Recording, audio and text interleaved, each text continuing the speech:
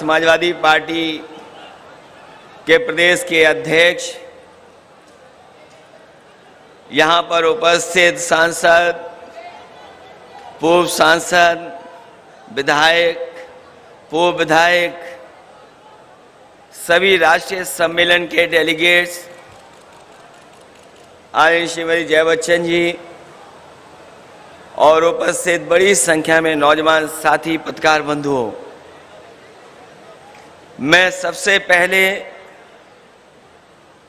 आप सबका बहुत बहुत धन्यवाद और आभार प्रकट करना चाहता हूं। और आज जो आप सबने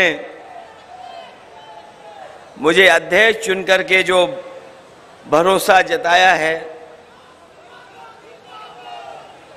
मैं उसके लिए आप सबका बहुत बहुत आभारी हूं, बहुत बहुत आभार प्रकट करता हूं। आज जब अध्यक्ष पद मुझे दिया है तो केवल ये पद नहीं है, बल्कि बहुत बड़ी जिम्मेदारी आप लोगों ने दी है। और ये जिम्मेदारी तब दी है आपने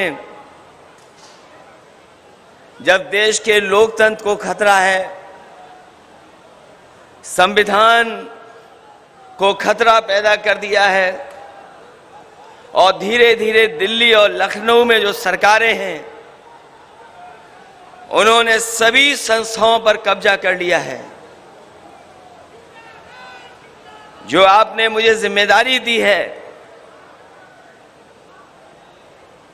मैं आपको भरोसा दिलाता हूं, इसके लिए मुझे अगर हर दिन लगाना पड़ेगा और हर पल इसके लिए काम करना पड़ेगा तो मैं कर करके इन तमाम शक्तियों से लड़ने का काम करूंगा। आज हम लोगों को संकल्प भी लेना है कि आने वाले 5 साल में हम समाजवादियों को नया इतिहास भी बनाने का काम करना है।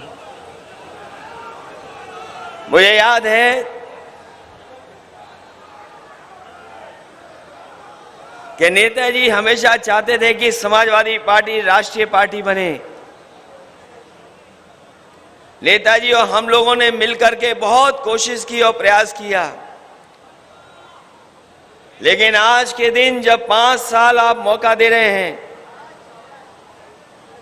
तो हम सबको मिलकर के ये संकल्प लेना चाहिए कि जब अगली बार हम लोग मिलें तो समाजवादी पार्टी राष्ट्रीय पार्टी बन करके आए। मैं आपको बधाई देता हूं कि आपने सदस्यता कार्यक्रम बहुत जिम्मेदारी से चलाया है और इस सदस्यता कार्यक्रम के माध्यम से जहां आप हर वर्ग के बीच में पहुंचे हैं, वहीं मैंने देखा है कि बड़ी संख्या में बुजुर्ग, नौजवान, माताएं, बहनें और जो समाजवादी सिद्धांत और समाजवादी कार्यक्रमों से प्रभावित हैं, वो बड़ी संख्या में जुड़ने का काम किया है। ये सदस्यता का कार्यक्रम जहां आज तक चला है, वहीं हम लोगों को ये भी जिम्मेदारी निभानी है कि आने वाले समय में अगर हमें और सदस्यता चलानी पड़ेगी तो सदस्यता चला करके ज्यादा से ज्यादा लोगों को समाजवादी विचारधारा से जोड़ने का काम करेंगे। हमें खुशी है इस बात की कि ऐसे लोग जो समाजवादी सिद्धांत और कार्यक्रम पर भरोसा रखते हैं, वो बड़े संख्या में समाजवादी पार्टी से जुड़े हैं। वो लोग भी आज समाजवादी पार्टी से जुड़ रहे हैं। जो बाबा साहब भीमराव अम्बेडकर जी का सपना था उनको पूरा करना चाहते हैं। जो शोषित, वंचित, पिछड़े, दलित, जिन्हें आजादी के बाद अधिकार और सम्मान नहीं मिला, वो भी आज समाजवादियों की तरफ देख रहे हैं। ये समाजवादियों की कोशिश होनी चाहिए कि बाबा साहब के सिद्धांत पे चलने वाले लोग और डॉक्टर राम मनोहर लोहिया जी के सिद्धांत पर चलने वाले लोगों को साथ जोड़ करके हम लोग संविधान और लोकतंत्र को बचाने का काम करें। आज जिन शक्तियों से हमें मुकाबला है, जिन शक्तियों से हम लोगों को संघर्ष करना है, वो लगातार झूठ का सहारा ले रहे हैं। केवल देश के नहीं, दुनिया के इतिहास में इतना झूठ बोलने वाला दल कोई नहीं रहा होगा जो आज दिल्ली की सत्ता में और उत्तर प्रदेश की सत्ता में पहुंच गया है। जिन लोगों ने इतिहास पढ़ा होगा, हिटलर के जमाने के बारे में जिन्होंने जानकारी होगी, वो जानते होंगे उनकी सरकार में एक प्रोपेगेंडा मिनिस्टर हुआ करता था। केवल एक प्रोपेगेंडा मिनिस्टर था। लेकिन इधर भारतीय जनता पार्टी का काम अगर हम देखेंगे और जिस तरह का प्रोपेगेंडा करते हैं, लगता तो ऐसा है कि पूरी की पूरी भारतीय जनता पार्टी झूठ का प्रोपेगेंडा के सहारे चल रही है। बहुत दिनों पहले मैंने एक फिल्म देखी थी, एक बहुत ही फिल्म बड़ी आई थी, जिसमें एक कलाकार झूठ बोल करके, लगातार झूठ बोल करके अपनी ऊंचाई तक पहुंच गया था।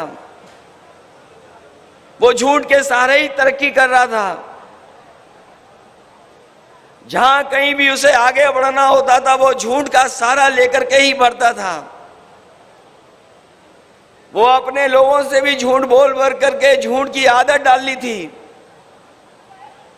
एक बार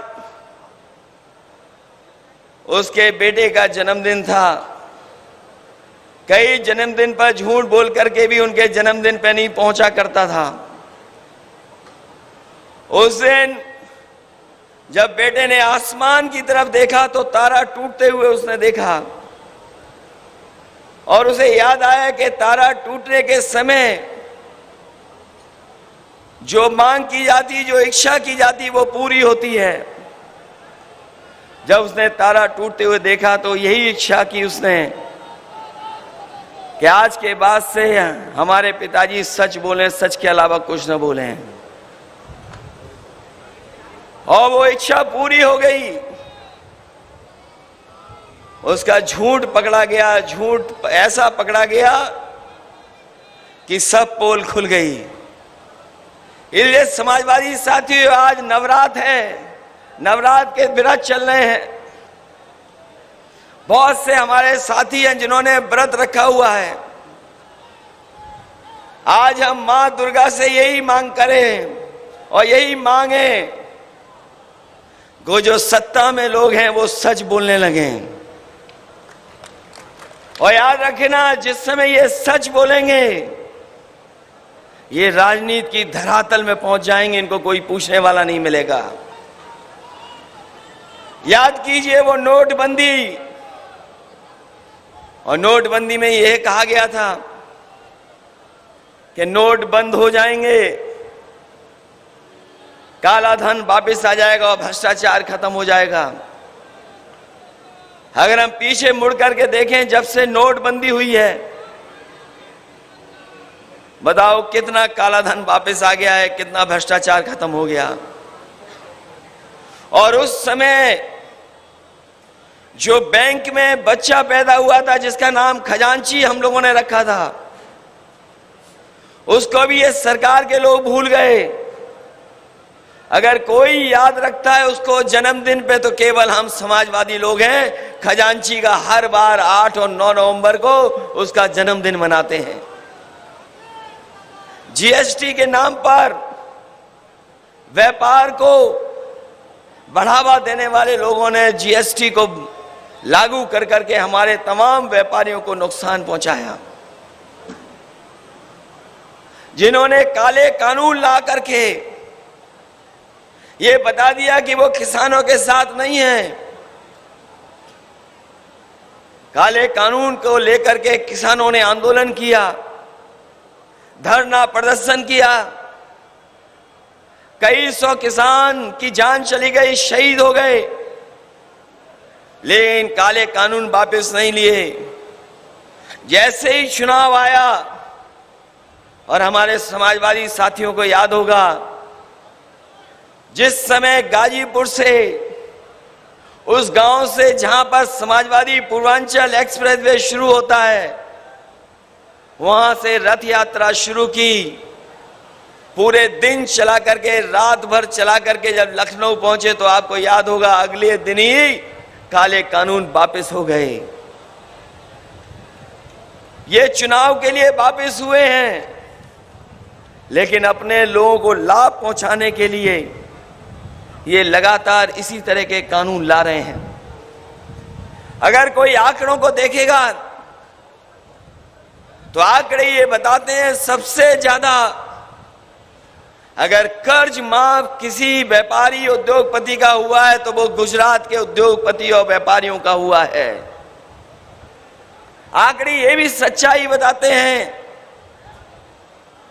कि 10 लाख करोड़ तक बैंक का कर्ज माफ अगर किसी का हुआ है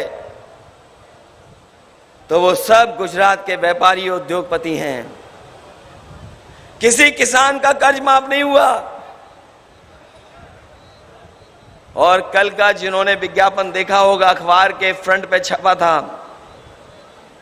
हमें इस बात की कोई शिकायत नहीं है कि आप अपने प्रदेश में लेकर के जा रहे हैं बड़े उद्योग कारखाने, लेकिन कम से कम उन प्रदेशों में भी उद्योग कारखाने लगे हैं जो आबादी में बड़े हैं, आबादी में सबसे बड़े प्रदेश हैं। अगर आप अपने यहां कारखाने लेकर के आ रहे हो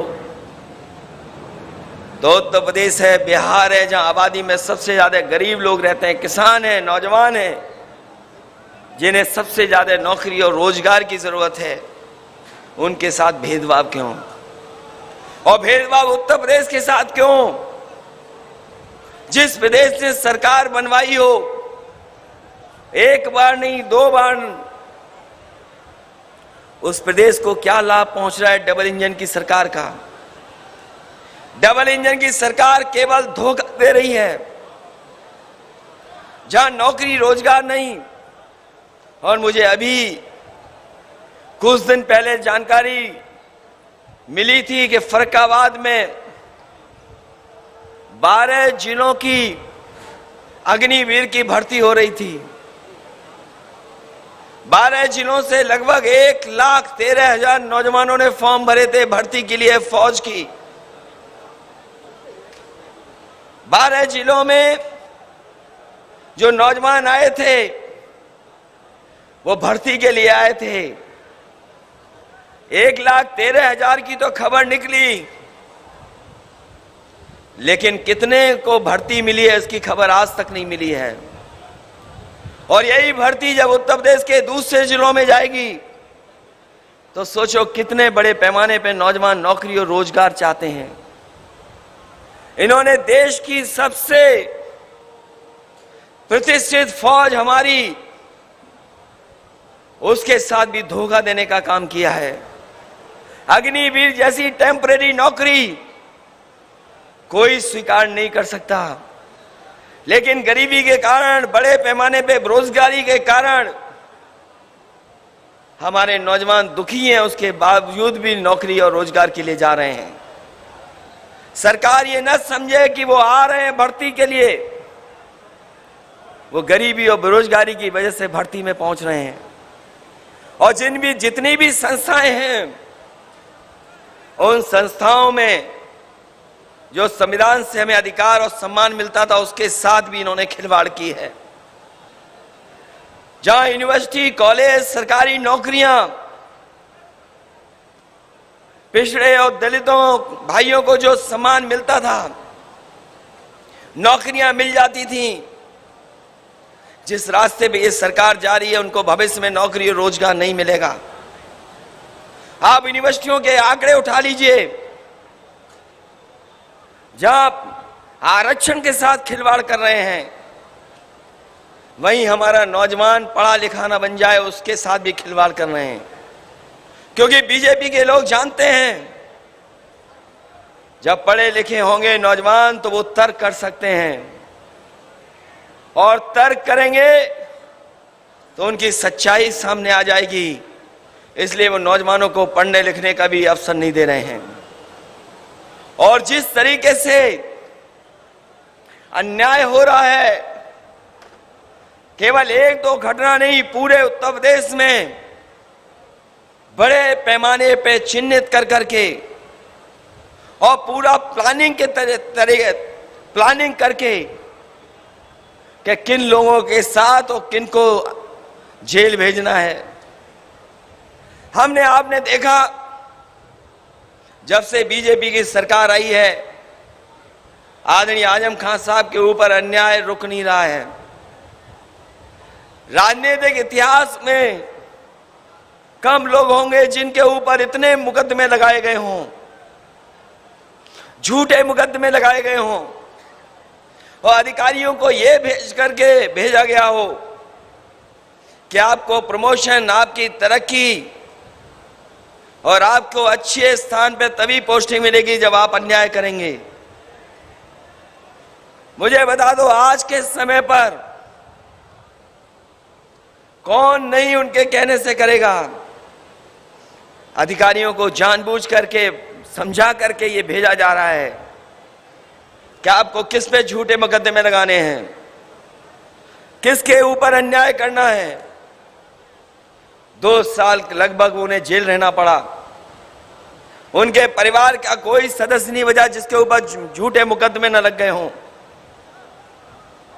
उनके साथ लगातार अन्याय हो रहा है, और जहां कहीं भी मदद मांगने जा रहे हो या सहयोग के लिए कहें, न्याय के लिए कहें, तो कोई संस्था सुनने वाली नहीं है।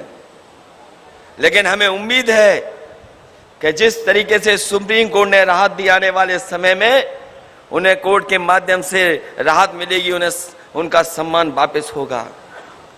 अभी की घटना हुई, आपने देखी होगी, झांसी में समाजवादी पार्टी के पूर्व विधायक मनगढ़ंत कहानी को बना करके उन्हें गिरफ्तार किया गया, और गिरफ्तारी के लिए उनके घर पर पुलिस भेजी गई।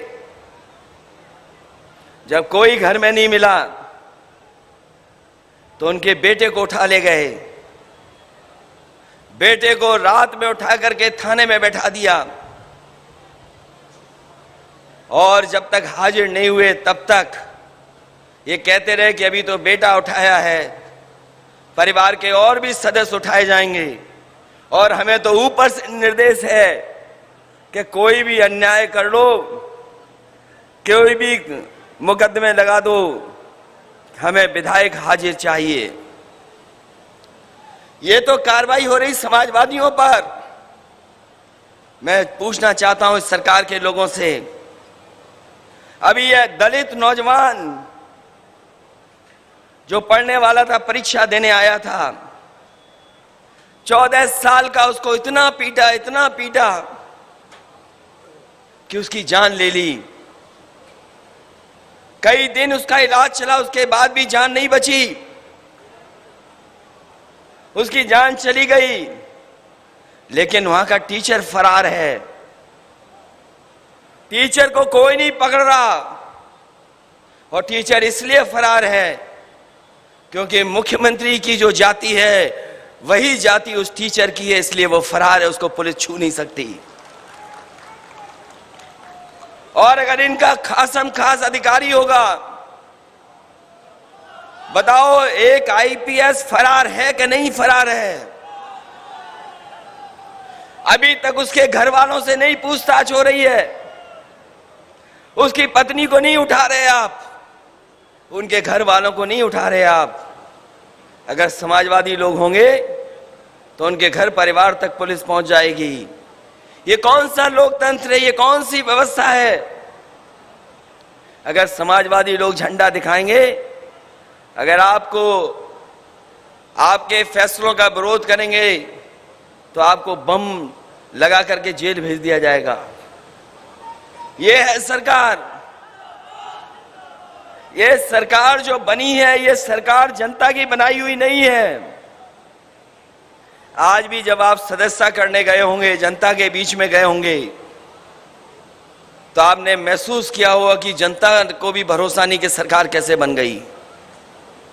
ये सरकार आपकी छीनी है इन्होंने। ये सरकार समाजवादियों की बन गई थी उत्तर प्रदेश में। जिस तरह का जन समर्थन और आपने मेहनत की थी, सरकार आपकी थी, लेकिन सरकार आपकी छीनने का काम अगर किसी ने किया है तो पूरी की पूरी मशीनरी लग करके आपकी सरकार छीन ली। क्योंकि वो जानते थे यूपी की सरकार जाने का मतलब है दिल्ली की सरकार भी चली जाएगी। इसलिए उन्होंने सब कुछ किया, जो जो कर सकते थे वो किया उन्होंने।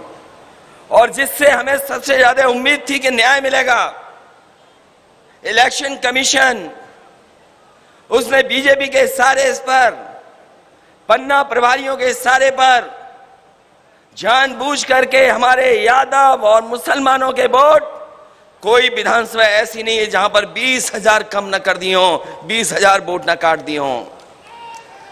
और हम तो कहते हैं कई बार का, और आज भी कहते हैं,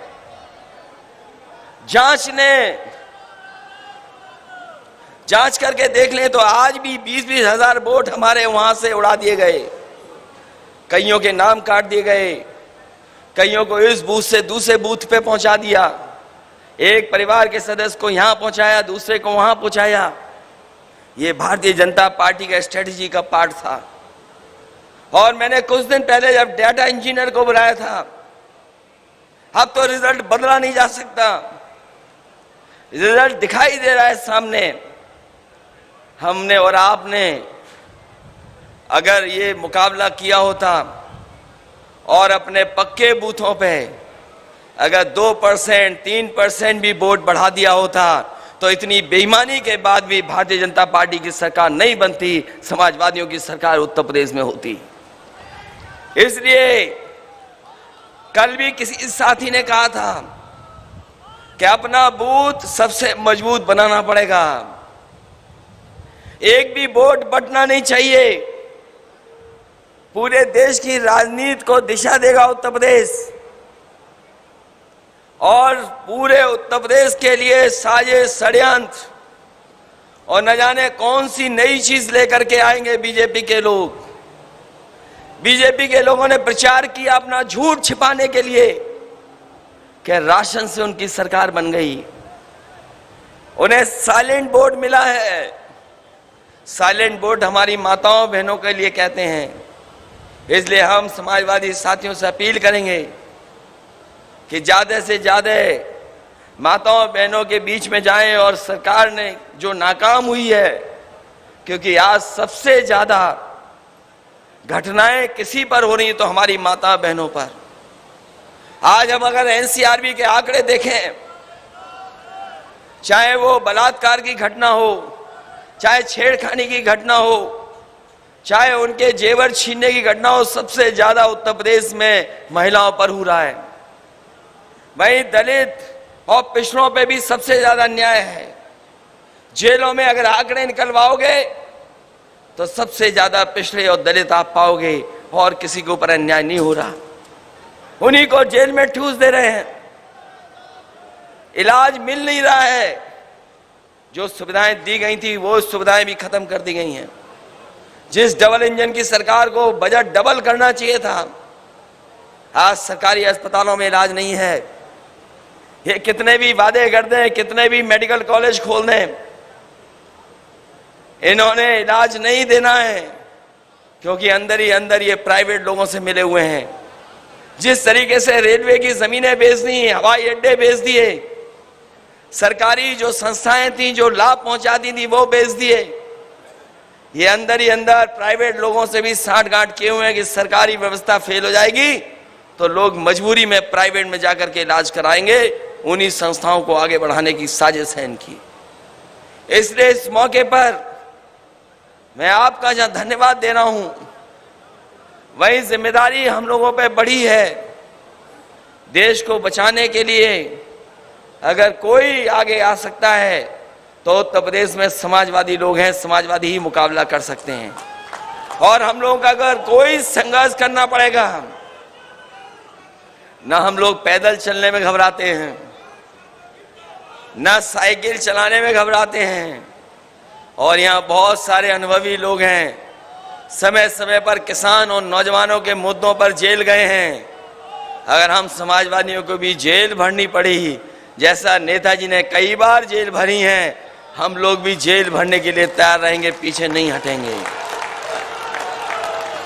इसलिए कोई भी आंदोलन छेड़ना पड़ेगा, उसके लिए पीछे नहीं हटेंगे।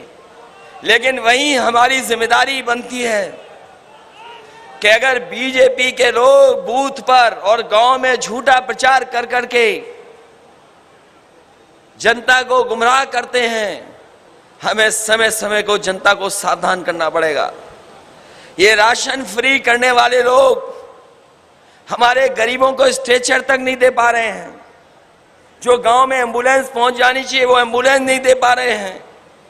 मामूली सी गोली पैरासीटामोल और जो दवाइयां हैं बुखार की और दवाइयां जो गरीबों को जरूरत पड़ती वो नहीं दिला पा रहे हैं। और देखो फिर राशन फ्री कर दिया है। लगता है कहीं पर चुनाव आया है इसीलिए राशन फिर फ्री हो गया है। ये जैसे जैसे इन्हें चुनाव डराता है वैसे वैसे ये राशन फ्री कर देते हैं। और ये बड़े बड़े सेठ लोगों को इतना लाभ पहुंचाते हैं जिसकी आप कल्पना नहीं कर सकते हैं। ये जो अमीर और गरीब की खाई है, ये खाई बढ़ती चली जा रही है। एक उद्योगपति अगर दुनिया में नंबर 2 पर पहुंच जाए, उससे हमारा गरीब खुशहाल नहीं हो सकता। एक उद्योगपति दुनिया में नंबर 2, नंबर 1 पर पहुंच जाए, उससे हमारे नौजवानों का भविष्य बेहतर नहीं हो सकता। इस देश को जरूरत है कि किसान खुशहाल हो और नौजवानों को उनके भविष्य को बेहतर करने के लिए नौकरी और रोजगार मिले। नौकरी और रोजगार नहीं है और लगातार ये फैसले ऐसे ले रहे हैं जिससे हमारा गरीब, पिछड़ा और दलित जो कुछ आगे आया था वो पीछे छूट जाए। इसलिए आज हम लोगों को ये भी संकल्प लेकर के जाना है कि हम सब मिल करके जहां मुकाबला बीजेपी से कर रहे हैं, ये प्रदेश में देश में तो हारेंगे, लेकिन हमारा एक एक कार्यकर्ता ये तय करके जाए कि वो अपने गांव में अपने बूथ पर इनको हरा करके भेजने का काम करेगा। जिस समय हम अपने बूथ पर हरा देंगे इन्हें, हम अपने गांव में हरा देंगे। क्योंकि आज जमाना है, ऐसा जमाना है कि आज कोई सूचना रोक नहीं सकता है। झूठे प्रचार में तो माहिर है ही बीजेपी। जहां तरह तरह के नशे, वही आजकल इंटरनेट वाला भी नशा है जो बीजेपी ने पा लिया है। बीजेपी अपने गुप्त लोगों के माध्यम से, छिपे हुए लोगों के माध्यम से, वो कभी हमारे बीच के ही बनकर के हमारे आपके खिलाफ साजिश करते हैं सोशल मीडिया के प्लेटफॉर्म पर। जितना साथ हमारे प्रेस के लोगों को हमारा देना चाहिए उतना नहीं दे पा रहे हैं, क्योंकि उनके सामने भी मजबूरियां हैं। अभी आपने देखा होगा, और आंकड़े अगर उत्तर प्रदेश के निकालोगे आप, जिस भी पत्रकार साथी ने अगर सच्चाई सामने लाने का काम किया है, उस पर झूठे मुकदमे लगा दिए या जेल भेज दिया गया है। और कई सूचनाएं ऐसी हैं कि जहां पत्रकारों को भी अपनी जान खोनी पड़ी है।